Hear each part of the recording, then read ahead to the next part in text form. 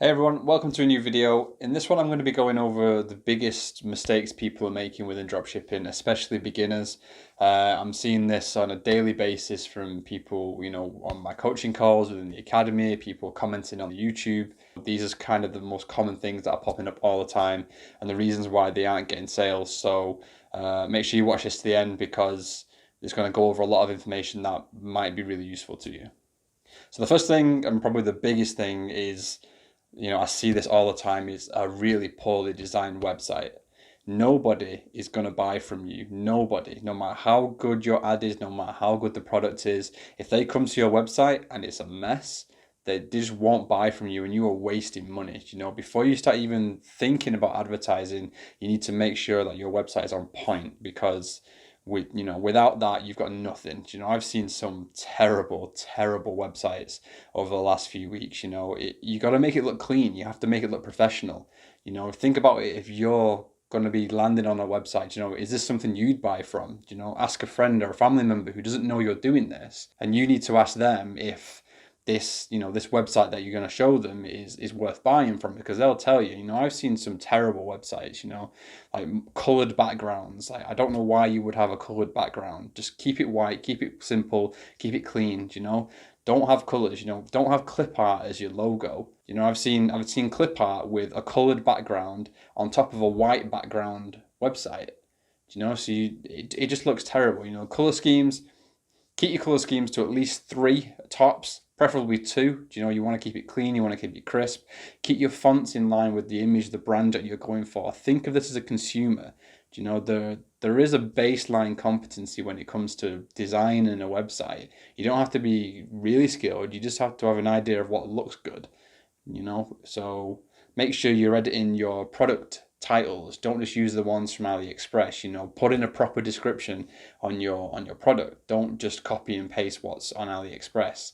Because they're just rubbish, basically. You need to be doing this yourself. You need to be making this look professional. You need to be treating it like a business. And if you don't, nobody's going to buy from you, and you're going to waste hundreds, if not thousands of dollars on advertising if your website isn't good enough.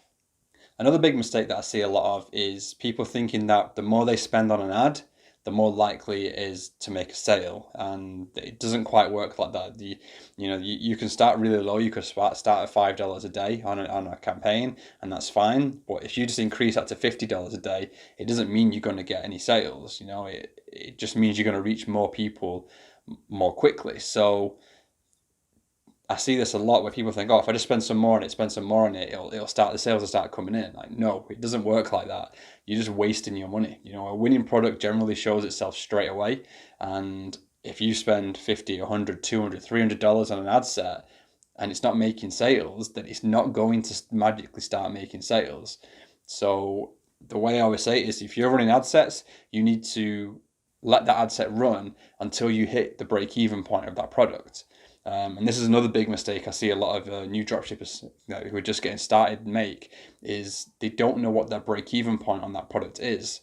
So I've had people on coaching calls where they've got a break-even point of, say, $20 on the product. So they're selling it for $25, they're buying it for $5 from AliExpress, they have a break-even margin of $20, and some of their ad sets are running at $50, $60, $70, but they haven't switched them off. And it's like, well, why are you still running the ad set? Why is that ad set still running if it's not making you money? It just doesn't make any sense.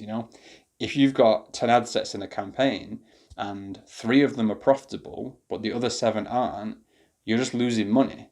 Once you kill those 7, you're going to have 3 profitable ad sets in that campaign. And at that point, that's when you can start increasing your budget to the campaign. And that's when you become profitable again. So at the beginning, you might be in a loss. Then once you start killing off those ad sets, you'll hit break even. And then once you're left with just your profitable ad sets, that's when you can scale, and that's when you start becoming more and more profitable, and that's where you start making the money.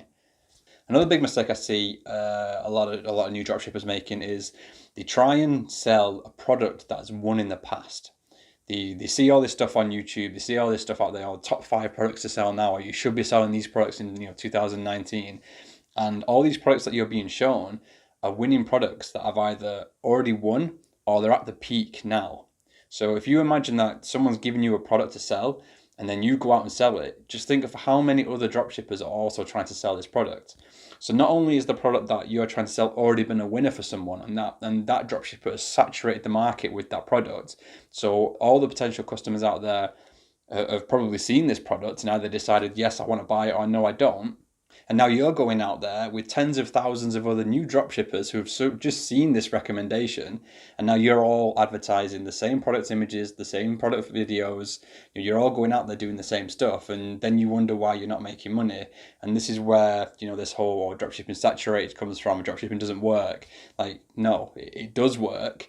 The problem is the product. This person over here who's had a winning product, who has found this product themselves and made it a winner, they've cashed in on that product. Tens of thousands of other dropshippers now who are just getting started thinking they can jump on this bandwagon over here, they're all losing money because this guy is winning.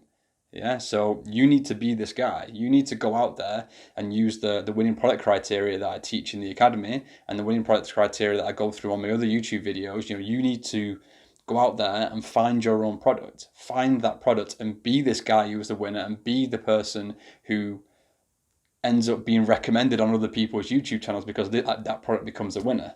That's what happened to me with those snowboarding goggles that I made 100,000 on. Those snowboarding goggles were recommended a year later by a big YouTuber saying, "Oh, you need to sell these snowboarding goggles now because they're a big winning product."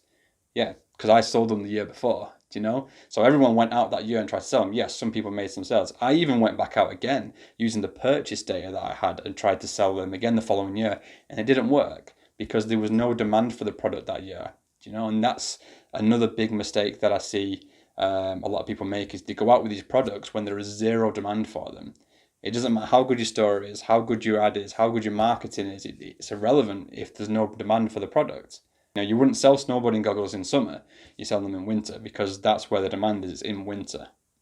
You won't sell sunglasses in the winter. You sell it in the summer, kind of thing. And it's all to do with the demand of the product. So one of the biggest things you need to be doing is checking Google Trends and search for the term of that product. So snowboarding goggles, for example, if you type in snowboarding goggles into Google Trends, you will see a very clear up and downward trend. And you need to be looking at that, and you need to be finding a product that is starting an upward trend. That's what you want. You want to see on that incline, just at the bottom of the peak, you want to see it starting to go up. And that's when you need to jump on that product, because that's when you're going to make most of the money. And the biggest mistake that I see, and the one that really grinds on me, is people think dropshipping is a get-rich-quick business. A lot of people who are just getting into this think, oh, this guy's done X amount on this product, I'm just going to jump on, I'm going to create a store, sell this product, and I'll make the same amount of money. Like, no, it doesn't work like that. Dropshipping is a legitimate business, and it needs to be treated like a legitimate business. This is yours. It's not a case of I'll throw up some crappy store, pick this guy's product, and I'll do the same. Like, no, the reason this guy has made this money is because he's put a lot of effort into making it work. Your store that you've just thrown up in 10 minutes, but has no real kind of brand behind it, is just never going to work. So that's a big one. If you're in this because you think you can make a quick buck, then you're in it for the wrong reasons. This isn't going to work for you, and you don't have the right mentality for it. You need to treat this as a legitimate business, and that's how you can become successful with it. So I hope you found this video insightful. It was just something that's been on my mind for a bit about these mistakes that I'm seeing. Hopefully you're not making these mistakes, but if you are, hopefully it's given you some bit of an insight onto it, and you can get that changed and sort it out in your business. Hopefully it helps you. If you're new to the channel, make sure you subscribe, because there's a bunch of information on here. If you want to learn more about dropshipping, make sure you click the links in the description below, because there's a bunch of useful stuff down there. But yeah, hope you find it useful, and I will catch you in the next one.